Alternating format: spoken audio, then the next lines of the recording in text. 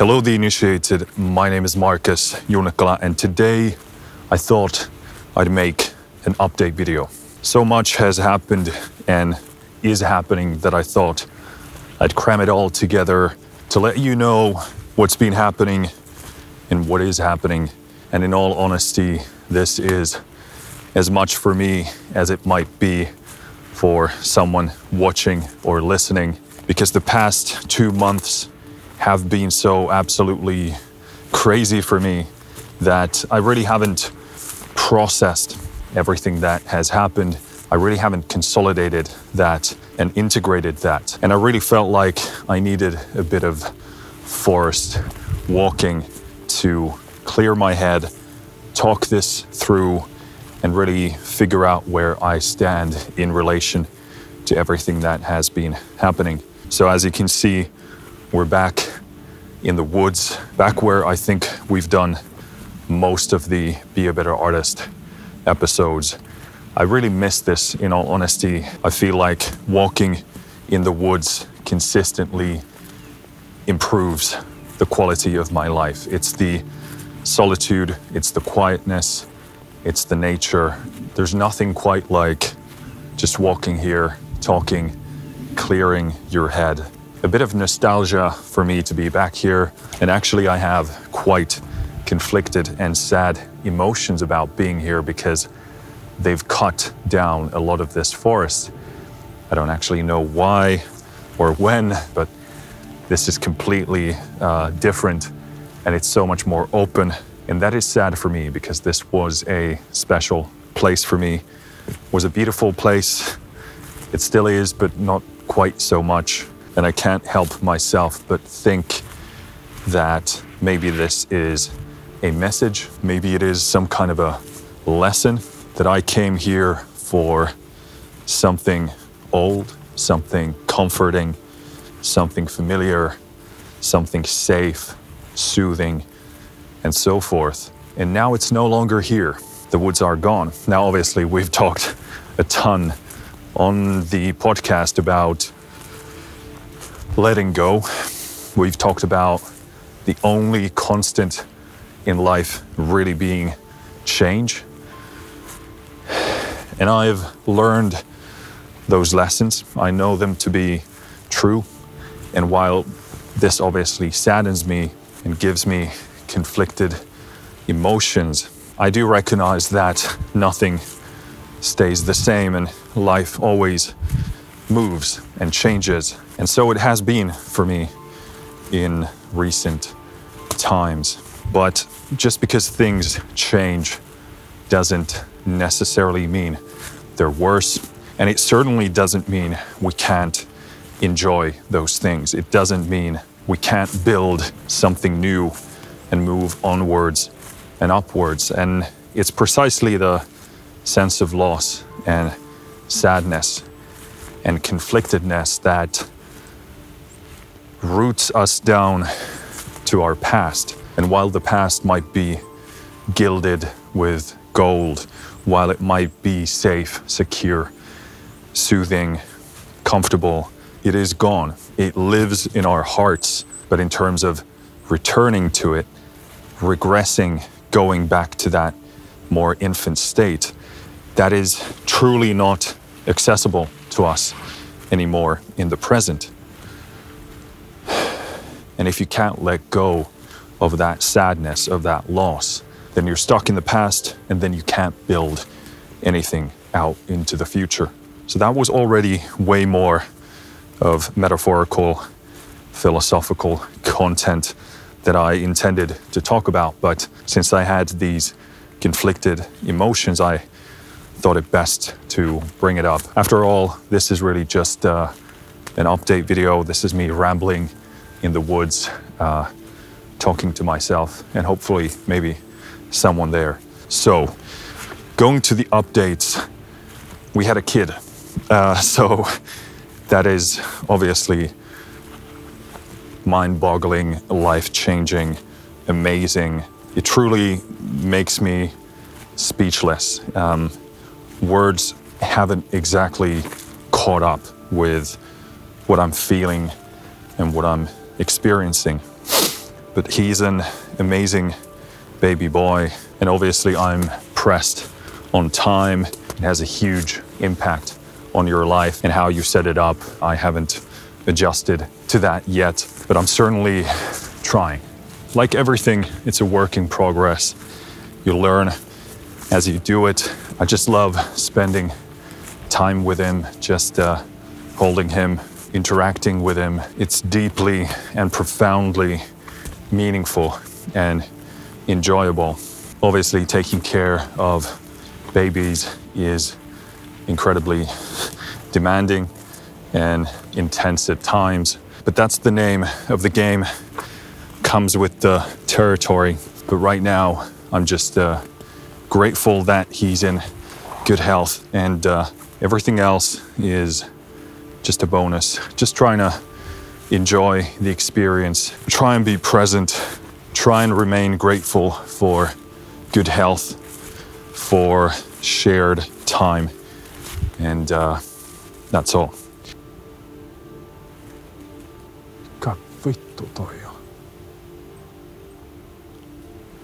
There was a fucking huge bird there. Massive, black, and I don't know. I'm not much of a bird identifier, but it was big and black. And this brings us to the second update, which is I had a heart attack. Well, actually, I had quite a few of them, at least 4 or 5 of those episodes. It was only afterwards that I learned that what I was actually experiencing was a heart attack. So we had been back home for, I think, just under 2 weeks. And obviously, there was a lot of stress, a lot of sleep deprivation, which is what I think ultimately revealed the condition that I was diagnosed with. So at the ripe young age of 32, I have coronary artery disease. And if you're familiar with that, then you probably know it as a disease that old people get, or older, I should say. But it appears that my body has skipped ahead quite a bit and gone on to that phase already. So I had an almost complete block in one of my arteries. And the surgeon said after the procedure I went through that probably what I was experiencing during the heart attacks was a complete blockage. So the pain was intense enough that I called an ambulance. In fact, I called one 4 times. And every single time, with the exception of the last time, the EMTs came over, did their job. They were all very nice, very capable. I'm grateful for their work and their service. They did their thing, did their tests, and all of them turned out just fine. Nothing showed up, nothing on the ECG, nothing in terms of blood pressure. None of the tests that they did showed anything strange. So luckily, my heart attacks were relatively brief. They did really hurt, but they passed pretty quickly, relatively speaking. And afterwards, there were no signs of anything that had happened. And also my description of the pain was a bit exceptional in the sense that I really didn't have much, if at all, pain in my chest. It was all located here, sort of underneath my collarbone, here on the left side. And it felt like I couldn't breathe properly. And I knew that it wasn't a panic attack. It wasn't due to anxiety, because I know what those things feel like in my body. And usually I'm pretty good at differentiating physical pain from experiences that might be emotionally triggered. And it is very clearly the case that the sleep deprivation and heightened state of stress was something that I could not handle. And the heart attack was the result of the state of my health meeting those low sleep, high stress situations. I think it was probably after the second heart attack. And again, I didn't know it was a heart attack, but I knew something was off. I knew something was wrong. That's when I got desperate and got this Apple Watch. I got one because I got so desperate, and I knew that the EMTs would never catch anything on the ECG, because by the time they got to our place, usually the episodes had already passed. My heart had already returned to the sinus rhythm. So I got this watch really fast to be able to at least get something on the record, at least get some kind of a recording of my heart while I was having these attacks. So I got it, and thank God I did, because it genuinely might have saved my life. Because the fourth time the EMTs came back, I already had some recordings from the previous night when I was experiencing significant arrhythmia. And although the ECG connection isn't as good of a quality than like a full set, obviously, it is still something, and it does track quite well in terms of just recording basic information. And when the EMTs came over for the fourth time, I actually had something to show them. This is from last night. This is me experiencing arrhythmia and the pain. This is what it looks like. And I could actually show the ECG recordings from my phone. And they said, yeah, there's something fucky here. And later on, as they took me to the hospital, I could actually show that same information, those same ECG recordings, to the doctors. And it was really something that made them stop, because there were significant anomalies in the recordings. And I think that really helped me push my case forwards, because even at the hospital, they were amazing. They did all the tests on me. And obviously, while it's good that they didn't see any problems for a long time, it was also challenging, because it was increasingly difficult to actually figure out what was happening with me. They did a CT scan of my chest. Nothing showed up. They ultrasounded my heart. Almost nothing showed up. The cardiologist looked at the left chamber of my heart, and after looking at it for several minutes, which I'm extremely glad he did, he said, maybe if you look hard enough, you'll find that the left chamber pumps slightly less efficiently than the right one. But even to find that, he really had to push himself and push his eyesight to actually see that. Then they ran out of tests to do at the ER, and that's when they took me to the section of the hospital that specializes in the heart cases. So I stayed at the cardiology section department for a day. The doctors were wondering what the hell is happening, because they're not seeing anything. Yet I was describing these intense pains and episodes that I had. And I was really getting desperate. I said, I cannot go back from here. I cannot stand another one of these episodes, because they were, in fact, getting worse and worse. And I was getting sick of the pain. I was getting sick of being useless in my day-to-day life. I would have an episode almost every day if I pushed myself, which didn't actually require much at all. In fact, if I didn't rest the entire day, I would have a heart attack. So I wasn't going to back down, because otherwise I wouldn't really have a life to go back to. So I was very persistent about this issue, and that it needed to be resolved because something was off. Now at this stage, the doctors didn't have many options. In fact, they only had one option left. And they said, if it is really something physical, something actually wrong with your body, instead of just being crazy and needing therapy, then it is coronary artery disease. And there's really only one way of figuring it out. They have to go in through your artery all the way to your heart.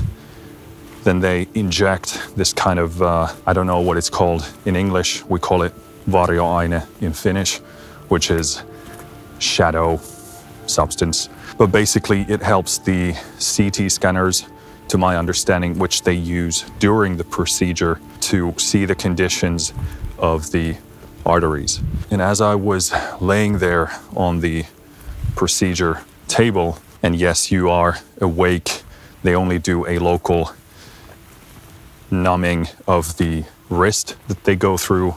You can actually see the insertion point there. There isn't much pain other than the wrist involved. It's certainly one of the easier procedures that I've gone through.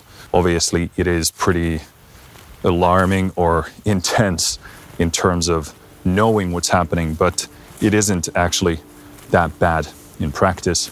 So as I was lying there and the surgeon went through the different arteries, went through the right side, said that that's fine, went through the left, said that it's fine until he got to the last one, and he said, "Son, you're in the right place." And I thought, like, what does that mean? This artery is almost entirely blocked. And it was a very strange feeling because simultaneously I couldn't believe what I was hearing, but a part of me knew, and also a part of me was relieved. Because before this procedure, I was laying in my hospital bed, in my hospital room, and I thought to myself, fuck, this is gonna be another entirely useless procedure where they go through it and they say, we found nothing, and I'm back at square one with all of my physical problems and issues, and only treated as a hypochondriac at the doctor's office. And the procedure isn't completely free of risk. There is some complications that sometimes can happen. They are rare, but they exist nonetheless. And I thought to myself, do I want to take this risk for absolutely nothing? Well, fast forward a few hours, I'm laying there in the hospital bed, and the surgeon is telling me that I'm definitely in the right place and having the right care. So what they did was they basically take the surgical wire into the area of the blockage. They sort of balloon it out, and then they put a stent. I think it's a stent in English. That's what it is in Finnish. So I'm just gonna go through with the free translation. It's basically a metal spring that they put in the location to keep the artery open, and it's there now, and it's gonna be there for the rest of my life. So I put that there, the procedure was done. I was put on a ton of medication to make sure that the risk of blood clotting at the site is minimized. Also taking statins and other medication that helps with the condition.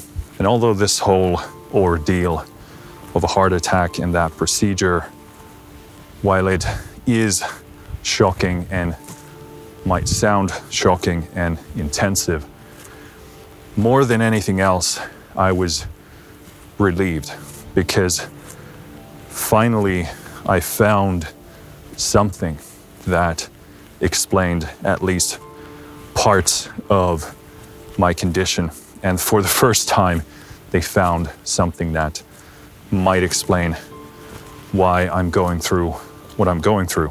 And while I certainly would prefer not to have coronary artery disease at the age of 32, I wish I never had a heart attack, but can't take those things back. They happened.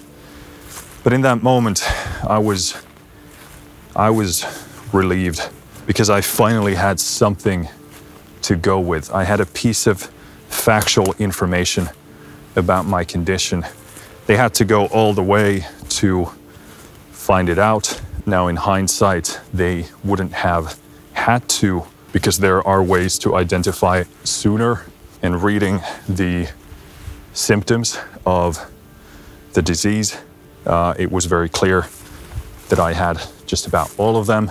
I'm not going to go into what the doctors should have done or what they should have found earlier. That's an entire conversation of its own. But the point I'm trying to make is that I felt extremely relieved because now I had a lead. And it's also quite a powerful lead because to have this disease at my age it breaks the statistics. I believe during the next 10 years, with the current blood work that I had less than a percentage chance of getting this in the next 10 years. So the way it seems to me right now is that there is another underlying condition or reason why this coronary artery disease formed so soon, so quickly, so rapidly. So right now, I'm in the middle of figuring out why my body is in the place that it is. Also, after the procedure, it seems like the statin drugs were really wrecking me so far. I've tried 2 of them. Both made me feel absolutely horrible, but in quite different ways. I'm starting the 3rd one next week. I'll see how I respond to it. But so far, it really hasn't been promising. You know, I've been feeling like shit for the past 6 years, 6 or 7, but the statins really took that to the next level. It's 10 times worse than how I feel normally. They were really crushing. So I'm still sorting out the medication, figuring out what works for me. I absolutely do need to take the statins because I need to have prime cholesterol numbers, something really, really extreme. And I don't even know if it's possible to achieve those numbers with diet alone. My diet was already pretty dialed in even before this happened. Now it's even tighter and it's even better than before. But yeah, we're not out of the woods yet. This is actually the first half of a week that I felt better. I can't say normal because I still have a bunch of issues nagging me. Going back to those statins, at least at the dose that they were giving me at, is not an option. That's no way for me to live. I felt so absolutely crushed and horrible all the time, sleeping 12 hours. And when I wake up, I'm absolutely exhausted. I want to puke. There's no energy. My muscles would be aching. My body would be aching. And although it's hard to estimate whether it actually just changes the way you feel or whether you feel different because you are hurting so much, but I did feel a loss of enjoyment in life. I'd probably say it was because of the tiredness, the aching, the pain, feeling like shit absolutely all the time.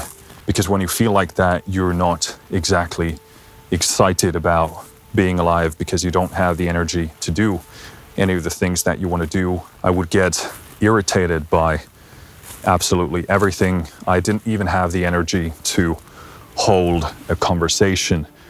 So yeah, not great stuff. So I think that's about all that comes to mind in terms of the health update. As I said, I'm going to a lot of different doctors now to try and once and for all sort out what it is that I have. Obviously, the coronary artery disease is with me for the rest of my life, and the best case scenario is that I can completely stop it from advancing. I don't believe there are currently any ways to reverse the effects that have already happened. Luckily, my heart itself seems to be in good health. The damage was very minimal. All of my ECGs are normal, and my heart should have a full recovery. If it already hasn't recovered, it might still take a few weeks, but that's still a positive. So really the arteries are really the issue here. Obviously, in terms of the world's strongest composer campaign that I was doing, I had to cancel that because I couldn't actually do the work. I was having these heart attacks. My life was completely locked down. Then I was hospitalized. So I decided to cancel the campaign and return the money to the people who supported the campaign. That should now be done, all of it. But I will still absolutely be creating the Lifting for Creatives course. It is a passion of mine, and especially now when I'm going through my own health issues. Lifting probably made this whole ordeal a lot easier and better for my body. If I hadn't been even in the shape that I was, this would have certainly been a hell of a lot worse. And along with all of the other reasons why I want to spread the power of lifting weights to other people, I still want to do this course. And in fact, I aim to do so during this winter. Obviously, I have to take my time. I gotta learn to take things slower for the time being until I figure out what's really happening with my body. But the course is still coming. It is a passion project of mine. So if you're interested in that, thanks for staying interested, and it is still coming. Other than that, I am writing the soundtrack for a video game, and the video game is called BREACHWAY. It's a sci-fi themed game, and the way it's been described so far is FTL meeting Slay the Spire. So you fly a spaceship and you do combat through a deck of cards. You customize the deck, which simultaneously customizes your ship. It's a turn-based game, so if you like the sound of FTL meeting Slay the Spire, go check it out. I'm gonna do a separate announcement video for BREACHWAY itself, but just so you know, I am actually still writing music and working on BREACHWAY. You can now wishlist the game, so if that sounds good to you, go do it now. It really helps us advance the development of the game. So go wishlist BREACHWAY on Steam. I'll put links down in the description. And I think that wraps it up for this video.